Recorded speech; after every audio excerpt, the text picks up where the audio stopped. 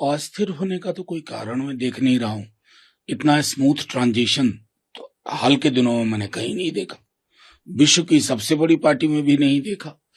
अब ये अलबत्ता बात और है कि कोई अगर दिल्ली आए किसी उद्देश्य से अपनी पार्टी में बात करने, चाहे कैबिनेट को लेकर के हो या अन्य संलग्न विषय के लिए, तो उस पर भी कहानियां बने। मैं इसमें और कुछ नहीं देखता।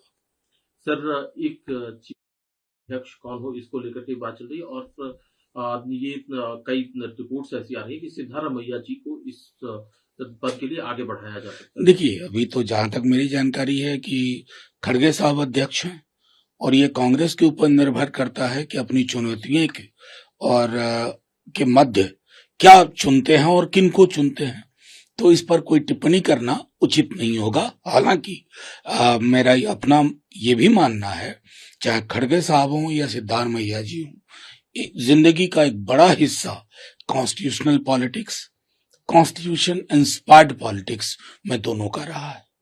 सर, लेकिन भारतीय जनता कि उन्होंने जो वॉलंटियर सीएम का पद था उससे उन्होंने इस्तीफा दिया है और ये कांग्रेस पार्टी का एक फेल्योर है।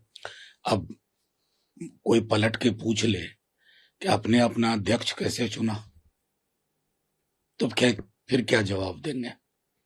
कोई पूछ ले कि राजस्थान में सबसे कद्दावर नेता को ठिकाने लगाने के लिए क्या किया, मध्य प्रदेश में क्या किया, जो कांग्रेस से जो लोग या तृणमूल से आए हैं उनको आपने 5 साल 6 साल के अंदर बड़ी जिम्मेवारी दे दी, और जो 40 बरस से झंडा ढो रहे थे, बैनर साट रहे थे, वो किनारे रह गए।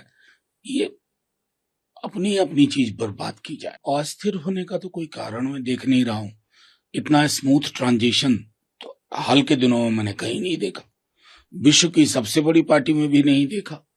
अब ये अलबत्ता बात और है कि कोई अगर दिल्ली आए किसी उद्देश्य से अपनी पार्टी में बात करने, चाहे कैबिनेट को लेकर के हो या अन्य संलग्न विषय के लिए, तो उस पर भी कहानियां बने। मैं इसमें और कुछ नहीं देखता।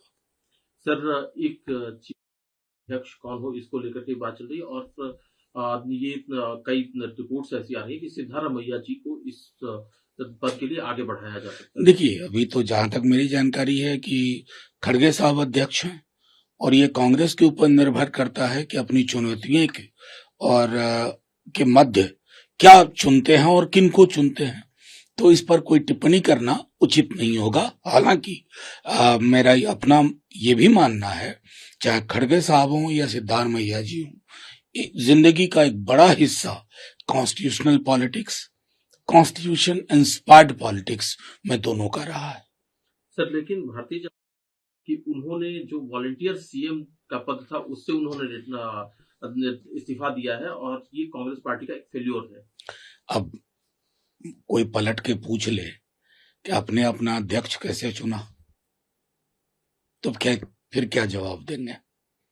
कोई पूछ ले कि राजस्थान में सबसे कद्दावर नेता को ठिकाने लगाने के लिए क्या किया, मध्य प्रदेश में क्या किया, जो कांग्रेस से जो लोग या तृणमूल से आए हैं उनको आपने 5 साल 6 साल के अंदर बड़ी जिम्मेवारी दे दी, और जो 40 बरस से झंडा ढो रहे थे, बैनर साट रहे थे, वो किनारे रह गए। ये अपनी अपनी चीज पर बात की जाए।